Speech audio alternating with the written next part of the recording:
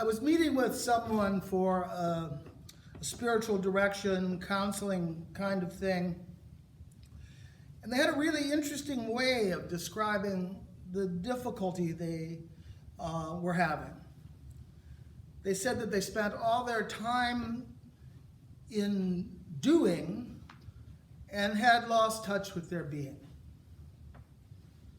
And the negative effects of that were surfacing more and more, especially in retirement, even more so during the pandemic. It was as if a sense of meaning was always tied somehow to some purpose. Their worth, their self-esteem was dependent on what they did. Their job, taking care of their home. The cooking was fun. Exercise helped when they had enough energy. But there really wasn't a connection between what they did and who they were. So they found themselves either kind of searching for something more to do all the time, or else falling into boredom, falling into a kind of depression. Now, spiritually, I think that's close to what's known as the dark night of the soul. And I think that's a pretty widespread problem. I think it's especially a problem for modern times, our time, as we become less attached to our origins, not belonging to our past. That's especially true in this country where the origins are so diverse that we can't assume a common background in being this or being that.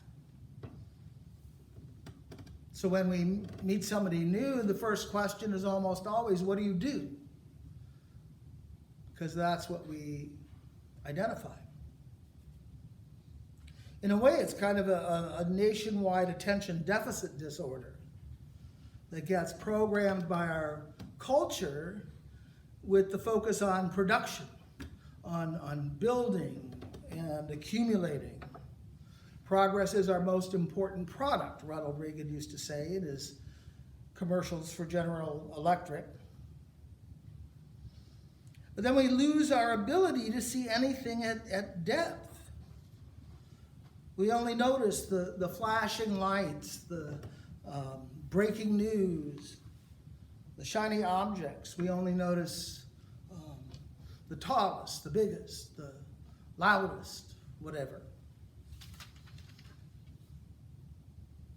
Any aspect of reality that's slower or more subtle gets pushed into the background, bypassing consciousness.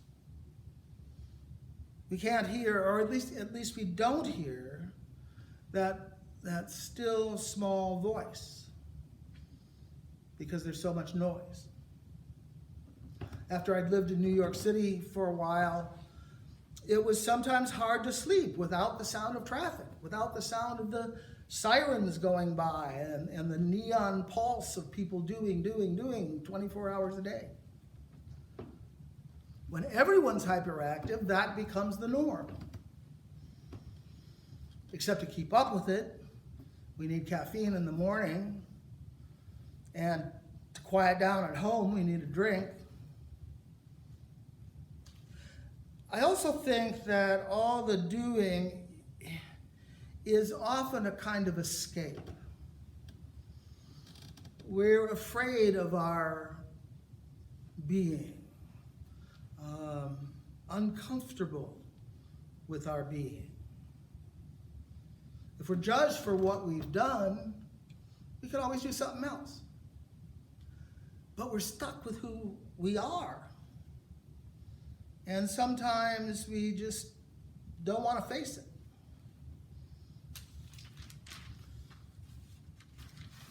But even if the disconnection between our doing and our being can sometimes protect us from the experience of shame, it leaves us feeling lost. It leaves us feeling empty. We can maybe feel happy from time to time, but we never feel real joy. So what eventually emerged from our pastoral discussion of all this was that it really wasn't an either being or doing. It was really both and, being and doing together, two perspectives on one life. We're always being and we're always doing, even when we're doing nothing. That's what we're doing. The doing is a moment by moment kind of thing. Being is eternal and whole, unbroken by time, in one way or another.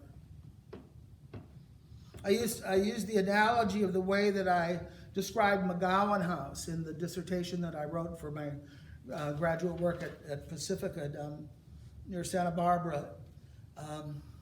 As a place, the house absorbed, I said, some aspects of soul from all the groups, all the people who have been in this place over time. First, the indigenous Ohlone, then the Theosophists who built the house. There have been artists and Jungians, Salvadorian refugees, volunteers and cancer survivors, corporals and colonels, autistic kids and preschoolers, American Buddhists and Korean Presbyterians. And not to mention Episcopalians, high, low, and charismatic, and on and on and on. Some people have told me I should start a group called On and On and On. And the house gave something back to them as well. A spirit of place, a grounding, a kind of energy, to use an admittedly California term that was popularized, if not invented, down the coast at Esalen. Who we are and what we do connect and relate much the same way. It takes some practice to be aware of that, to feel the flow between being and doing, which is why just sitting, as the Zen Buddhists do, or centering prayer, which is being practiced more and more in churches, are good places to start. They quiet down the distractions of action, the distractions of doing, the monkey of busyness jumping from limb to limb to limb as we go from project to project to project.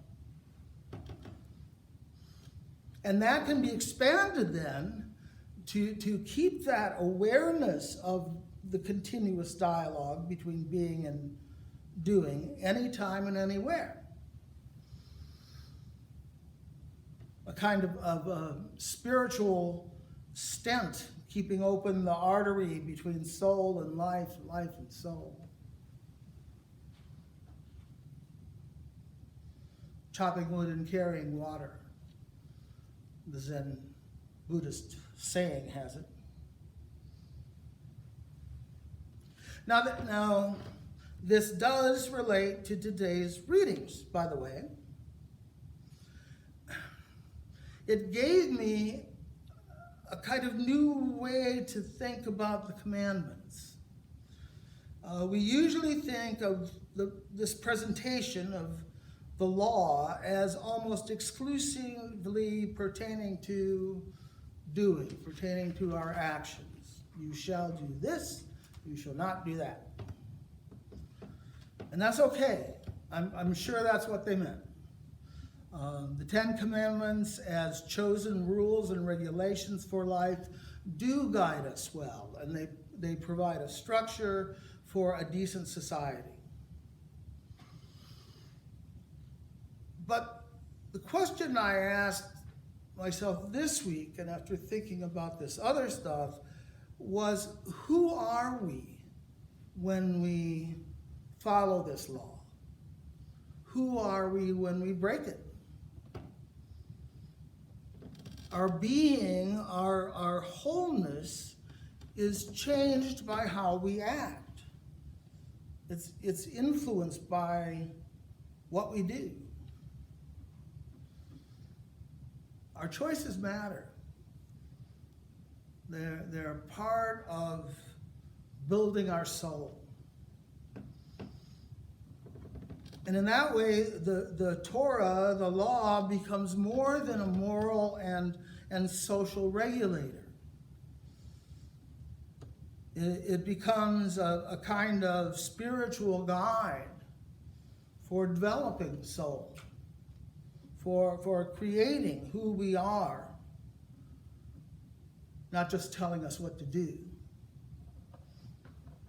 If we murder or steal or commit adultery or whatever, at the level of our being, we are a murderer.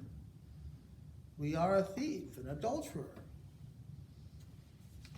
And on with all 10. Doesn't matter if you're caught and found guilty, your conscience will tell you. And if you don't hear your conscience, you're out of touch with your soul, and that can be a big problem. The past is set.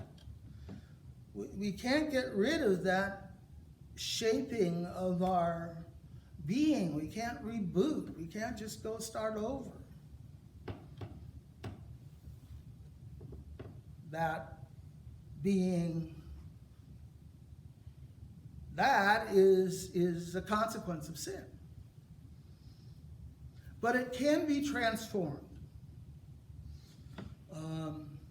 Through the grace of God, in the love of Jesus, we can become repentant and forgiven murderers, repentant and forgiven thieves, adulterers, etc. The grace for that is always available, just like Paul says. That's his main point. It doesn't take wisdom. It doesn't need a sign. Through the embrace of God that flows from the cross,